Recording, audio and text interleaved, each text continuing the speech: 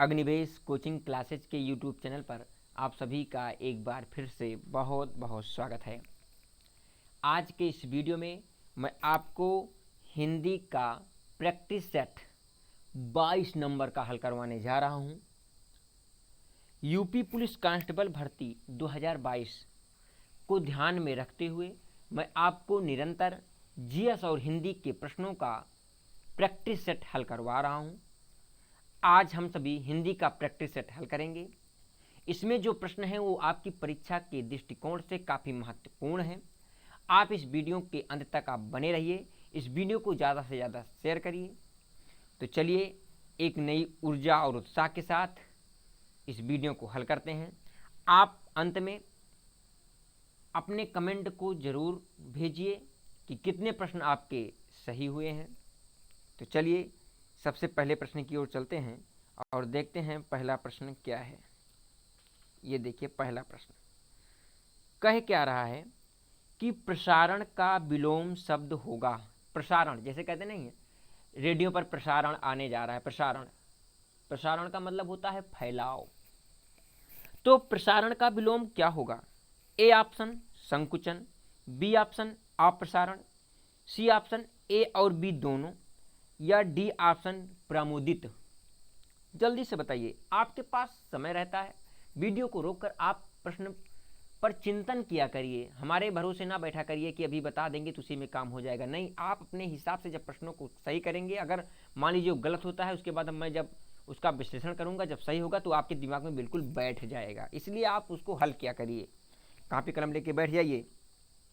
तो देखिए, प्रसारण का मतलब होता है फैलाव, और संकुचन का मतलब होता है सिकुड़ना, और अप्रसारण भी होता है मतलब जो फैलाव, जिसका फैलाव ना हो। प्रसारण का हो गया अप्रसारण।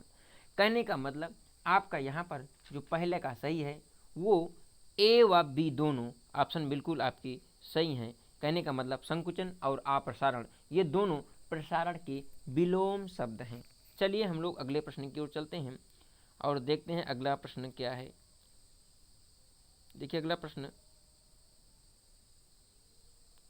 हाँ थोड़ा छोटा करना पड़ेगा। देखिए क्या है, देखिए भारत रत्न में समास होगा संबंध तत्पुरुष, अपादान तत्पुरुष, कर्म तत्पुरुष या संप्रदान तत्पुरुष। बताइए भारत रत्न में समास होगा कौन सा समास होगा? और देखिए सब तत्पुरुष समास के भेद ही हैं अंदर, आपको बताना होगा जल्दी से। देखिए भारत रत्न का पहले आप क्या करिए, इसका विस्तार कर दीजिए। तो होगा क्या? भारत का रत्न। भारत का रत्न कहने का मतलब का की के, यानी भारत का जो संबंध है उस रत्न से दिखा रहा है कि जो भारत का संबंध है, यानी भारत का रत्न। तो का की के किस में आता है? संबंध में आता है कि अपादान में आता है कि कर्म में आता है कि संप्रदान में आता है? तो देखिए संबंध में आता है, यानी आपका जो यहाँ पर ऑप्शन सही है वो ए ऑप्शन बिल्कुल आपका सही है। ए ऑप्शन कहने का मतलब संबंध तत्पुरुष आपका बिल्कुल सही है। अपादान में तो अलग होने की बात होता है। और यदि हम बात करें कर्म, तो द्वितीया कर्म को इसमें आता है, चतुर्थी संप्रदान के लिए आता है। तो यहाँ पर आपका जो सही होगा वो संबंध होगा। चलिए अगले प्रश्न की ओर चलते हैं। कह क्या रहा, बहुत अच्छा प्रश्न है कि विपरीतार्थक की दृष्टि से कौन सा युग्म गलत है? विपरीतार्थक, विपरीत के अर्थ में कौन सा युग्म गलत है?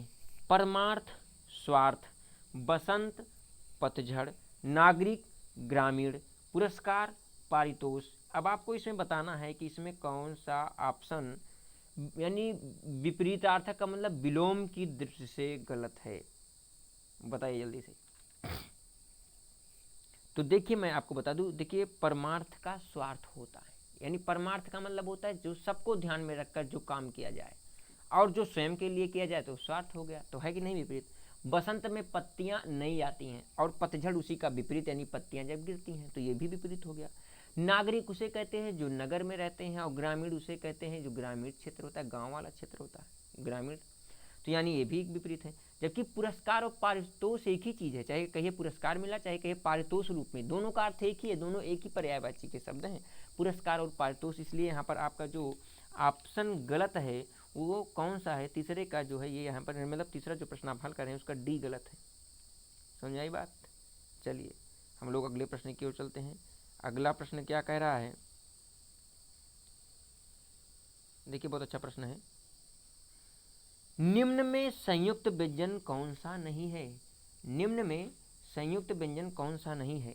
खा, छा, ठा या उक्त सभी? बताइए। तो पहले आपको ध्यान में ये रखना होगा कि संयुक्त व्यंजन होते कौन से। तो संयुक्त देखिए होने चाहिए, देखिए स्वर से इसमें कोई मतलब नहीं है। अब आपको व्यंजन वाले एरिया में जाना है, क्योंकि यहाँ पर छोटा से आहा तक नहीं होगा, क्योंकि यहाँ पर व्यंजन कह रहा है ना, और छोटा से आहा तक ये जो सारे वर्ण है ये स्वर में है। अब व्यंजन में आपको का से लेकर ज्ञ तक में देखना है। तो जो संयुक्त व्यंजन उसे कहते हैं जो दो या दो से अधिक वर्णों से मिलकर बनते हैं, उन्हीं को हम संयुक्त कहते हैं, और भी व्यंजन कह रहा है। तो देखिए मैं आपको बता दूं, देखिए छ, त्रा, एक मिनट, छ, त्रा, ज्ञ और स्रा, ये क्या है? ये आपके संयुक्त व्यंजन है, जबकि इसमें से कोई नहीं है, यानी जो इसमें से कोई नहीं है संयुक्त व्यंजन। कहने का मतलब ना तो खा है, ना तो छा है, ना तो ठा, उक्त सभी यहाँ पर होगा। है क्या संयुक्त व्यंजन? अभी जो मैं लिखा है छत्रा, ज्ञ और स्रा। चलिए अगले प्रश्न की ओर चलते हैं। क्या कह रहा है? जहां एक वस्तु को देखकर संशय पैदा हो जाए, कौन सा अलंकार होगा? कौन सा अलंकार होगा? जहां पर एक वस्तु को देखकर संशय पैदा हो जाए, वहां पर संदेह होगा कि उल्लेख होगा कि उत्प्रेक्षा होगा कि वक्रोक्ति होगा? कौन सा अलंकार होगा जहां एक वस्तु को देखकर आप संशय में पैदा हो जाएं कि ये क्या है? बताइए। तो देखिए जहां एक वस्तु को देखकर संशय पैदा हो जाए वहां पर होगा संदेह अलंकार। सारी बीच नारी है कि नारी बीच सारी है, कि सारी ही की नारी है, कि नारी ही की सारी है। ये महाभारत का जो है, ये जब द्रौपदी का चीरहरण हो रहा था तो उस समय का ये प्रसंग है कि समझ में नहीं आ रहा था कि ये नारी है कि ये सारी है, कि ये पूरी सारी है कि ये पूरी नारी है, क्या है? ये पूरा संदेह पैदा हो रहा था। यानी किसी चीज़ को जब देखकर संदेह पैदा हो जाए, संशय पैदा हो जाए, तो वहाँ पर संदेह अलंकार होता है। चलिए अगले प्रश्न की ओर चलते हैं, फटाफट करते हैं प्रश्न। निम्न में से स्त्रीलिंग शब्द का चयन कीजिए। बताइए इनमें से स्त्रीलिंग शब्द कौन सा है?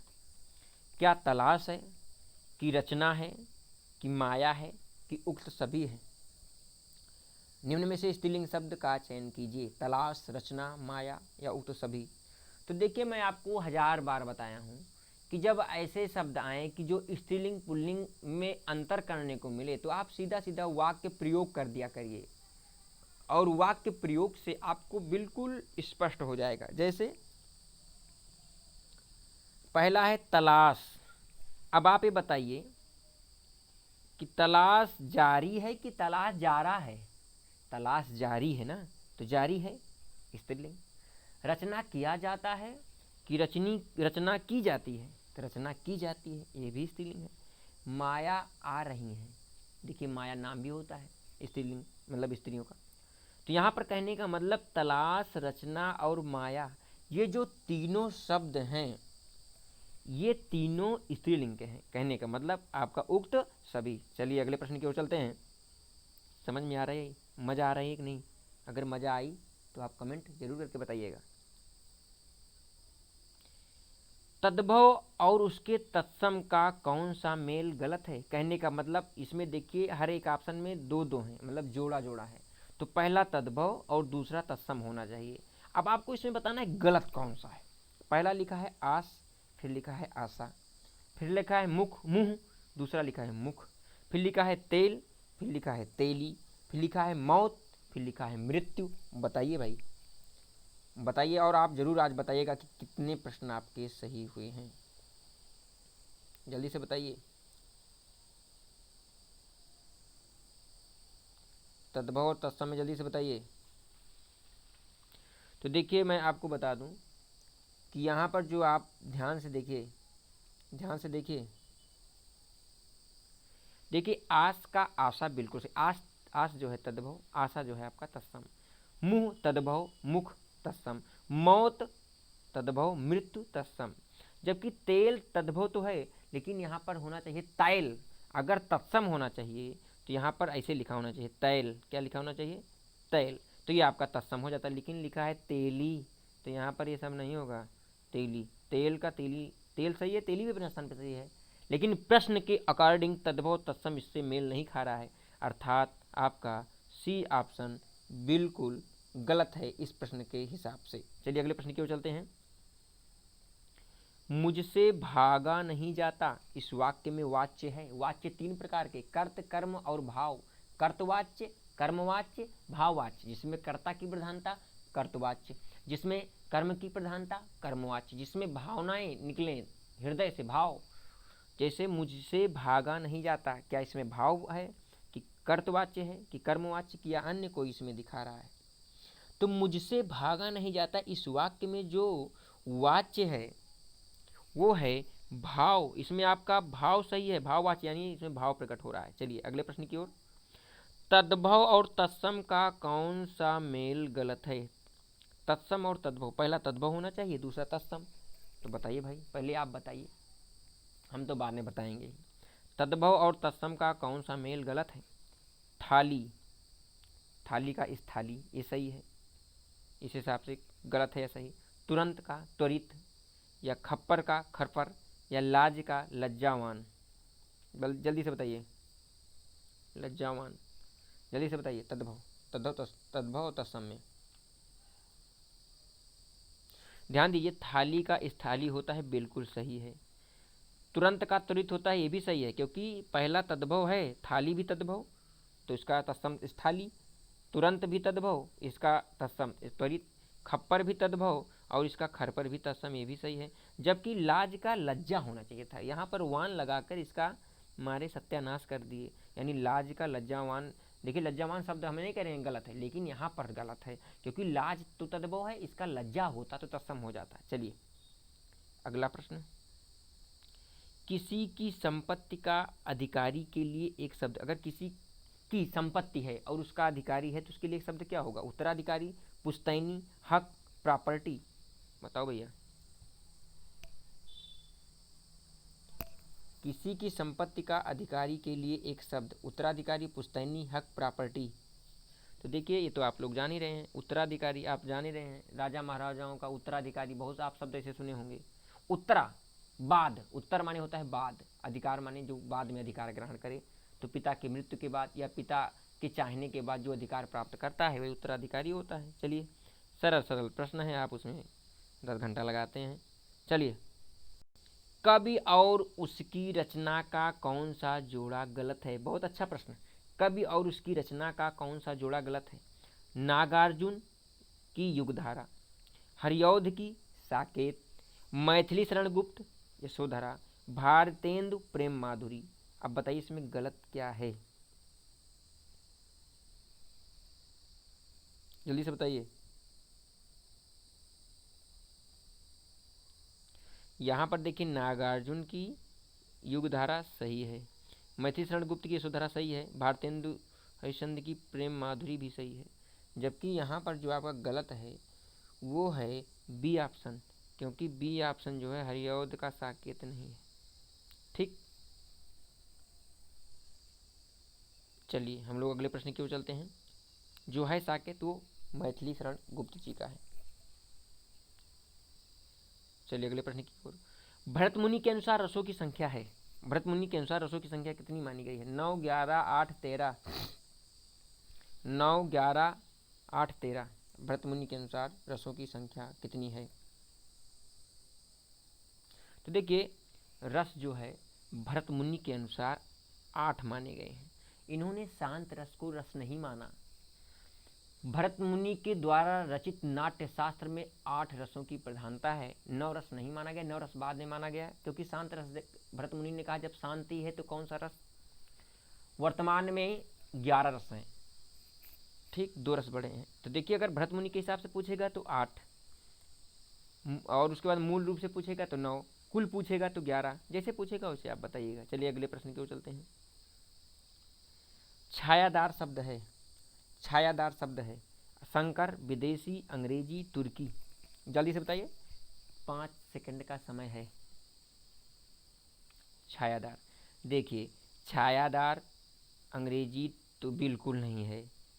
अब संकर, विदेशी, तुर्की में से देखिए ये जो छायादार शब्द लिखा है ये है आपका संकर शब्द, और संकर शब्द उसे कहते हैं जो अलग अलग 2 भाषाओं से मिलकर बने शब्द होते हैं। जैसे छाया है संस्कृत शब्द और दार है फारसी, तो हुआ नहीं संस्कृत और फारसी।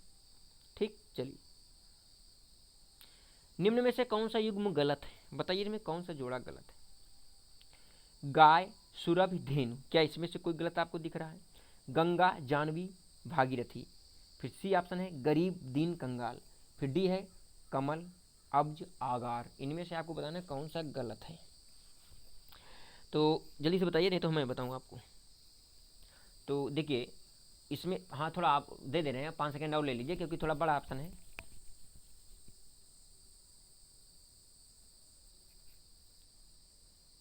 जल्दी से बताइए। देखिए गाय, सुरभि और धेनु ये बिल्कुल सही है।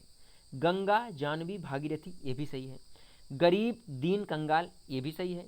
जबकि कमल, अब्ज तो सही है, लेकिन आगार यहाँ पर आपका क्या है, गलत है। आगार जो है घर का पर्यायवाची है, घर, गृह, आवास इसका पर्यायवाची है आगार। जबकि कमल और अब्ज होता तो सही था। अब्ज मतलब कीचड़ में खिलने वाला, तो ये तो सही है, लेकिन आगार आके इसको मारा, एकदम खराब कर दिया। तो कमल, अब्ज और आगार ये तीनों जो हैं विपरीत हो जा रहे हैं इसमें, इसलिए ये ऑप्शन आपका गलत है। चलिए अगले प्रश्न की ओर चलते हैं। निम्नलिखित में से कौन सा युग्म सही नहीं है, बताइए कौन सा युग्म सही नहीं है, जल्दी से बताइए। अर्जन, व्ययन, मृदुल, कठोर, मधुर, सरल, मलिन, पवित्र। बताइए कौन सा इसमें सही नहीं है, जल्दी से बताइए। देखिए अर्जन का अर्थ होता है इकट्ठा करना, और व्ययन का मतलब होता है खर्च करना। जैसे कहते हैं ना व्यय, आय व्यय, तो अर्जन मतलब इकट्ठा, व्यय मतलब खर्च, ये भी सही, ये तो बिल्कुल सही है, विपरीत है। मृदुल मतलब मीठा होता है, कठोर मतलब कठिन यानी कठोर। मलिन मतलब होता है गंदा, पवित्र मतलब होता है साफ, ये भी सही है। जबकि मधुर चाहे कहिए सरल एक ही चीज़ तो है, उल्टा सीधा दे देते हैं ऑप्शन। तो मधुर सरल यहाँ पर एक ही चीज़ है, इसलिए यहाँ पर ऑप्शन जो है गलत है। चलिए टकसाल का तत्सम रूप है टंकशाला, टकाशाला, ए और बी दोनों या इनमें से कोई नहीं। बताइए टकसाल, बताइए प्रश्न। तो देखिए टकसाल का जो तत्सम है वो टंकशाला होगा, बाकी आपका टकाशाला ये सब गलत है। चलिए निम्न में से पुल्लिंग शब्द का चुनाव कीजिए। कुशलता, रात, धूल या विश्व। इससे बताइए पुल्लिंग कौन सा है, जल्दी से बताइए। देखिए कार्य कुशलता से की जाती है, ठीक सही है स्त्रीलिंग। रात हो गई, धूल उड़ रही है, ये तीनों है स्त्रीलिंग। जबकि विश्व भर में काम किया जाता है, विश्व भर में काम की जाती है नहीं, विश्व भर में काम किया जाता है। तो यहाँ पर ये विश्व जो आपका है ये पुल्लिंग शब्द है। समझ में आ गई होगी बात आपको। चलिए अगले प्रश्न की ओर।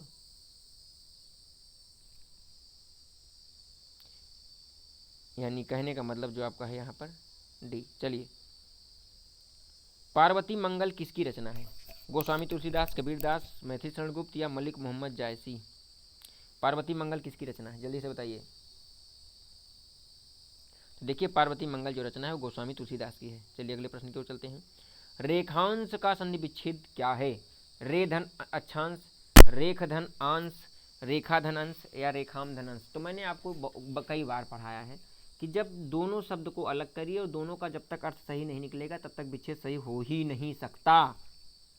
तो बताइए रे क्या है, जैसे कि बुलाते नहीं हे रे, तो ये रे वो वाला है, ये गलत है। रेख बिल्कुल गलत है। अंश का मतलब कोई नहीं, यहाँ पर देखिए आप सी ऑप्शन, ध्यान से देखिए सी ऑप्शन, सी ऑप्शन देखिए, रेखा भी अर्थ अच्छा है और अंश भी अच्छा है, अर्थात कहने का मतलब आपका सी ऑप्शन बिल्कुल सही है। चलिए, बेचैन में उपसर्ग क्या है? ऐसा उपसर्ग उसे कहते हैं जो शब्द के पहले लगा होता है, और प्रत्यय उसे कहते हैं जो शब्द के बाद में। तो यहाँ पर उपसर्ग पूछा है, यानी आपको पहला ऐसा कौन सा शब्द इसमें से निकालें कि जिसके बाद शुद्ध शब्द बच जाए, बा, बे, बेच या बेचा। देखिए यहाँ पर यदि हम बे निकाल दें उपसर्ग तो चैन बचेगा, चैन मतलब कहते हैं शांति, चैन, तो यहाँ पर ये सही है। चलिए अगले प्रश्न में, कमला लंबी है वाक्य में विशेषण है।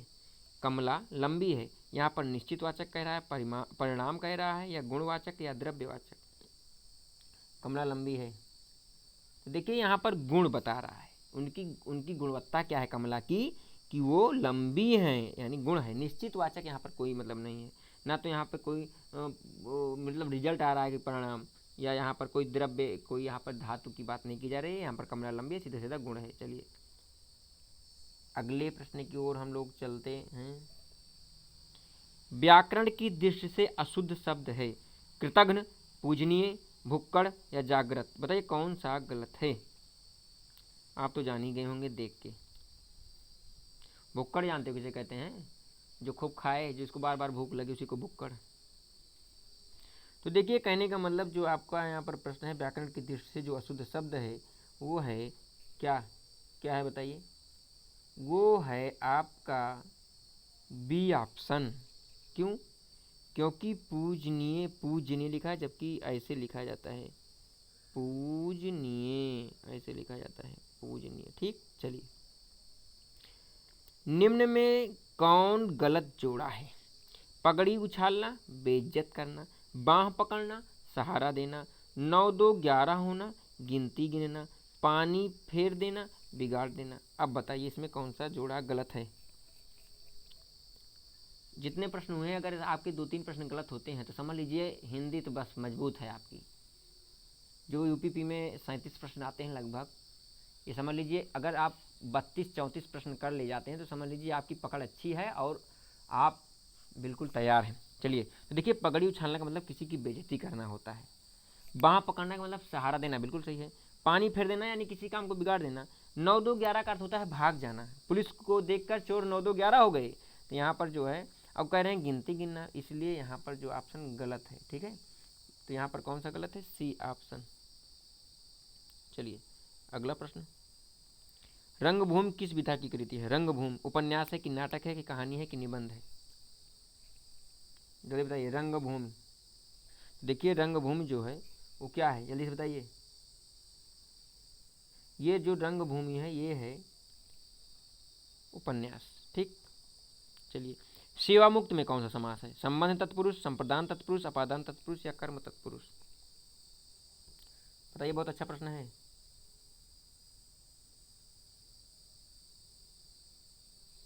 बताइए जल्दी से। देखिए अगर इसका हम विश्लेषण करें, विच्छेद करें, तो सेवा से मुक्त यानी सेवा करने से वो मुक्त हो रहा है, अलग हो रहा है, अर्थात अब यहाँ पर क्या होगा? अपादान तत्पुरुष। अपादान में कोई दो वस्तु या कोई एक निर्जीव सजीव जब अलग होते हैं, जैसे पेड़ से बंदर कूदा, व्यक्ति घोड़े से गिर पड़ा, यहाँ पर अलग हो, जहाँ पर होता है वहाँ पर अपादान। किस समास में अन्य पद प्रधान होता है? ये देखिए किस समास में अन्य पद प्रधान होता है? तो देखिए द्वंद्व समास में दोनों पद प्रधान, द्विगु समास में प्रथम पद संख्यावाची, कर्मधारय में क्या होता है? विशेषण विशेष से होता है, जबकि दोनों पद जो अन्य पद जो प्रधान होता है, यानी इसे कहते हैं कोई दोनों पद अप्रधान या कोई अन्य पद जो प्रधान होता है, वहाँ पर बहुब्रीहि समास होता है। मस्ती भरी चाल में प्रयुक्त विराम चिन्ह है। मस्ती भरी चाल में देखिए लिखा है मस्ती भरी चाल, तो यहाँ पर क्या है? अर्ध विराम लगाए हैं अंत में, कि त्रुटि विराम, कि अल्प विराम या पूर्ण विराम? बताइए जल्दी से। तो देखिए यहाँ पर जो लगा है वो लगा है पूर्ण विराम। ये देखिए ये पूर्ण विराम नहीं लगा है, पूर्ण विराम। तो ये रहे आपके प्रश्न। आप जरूर बताइए कितने प्रश्न सही हुए हैं। मिलते हैं आपको अगले वीडियो में, तब तक के लिए आप सभी का बहुत बहुत धन्यवाद। जय हिंद, जय भारत।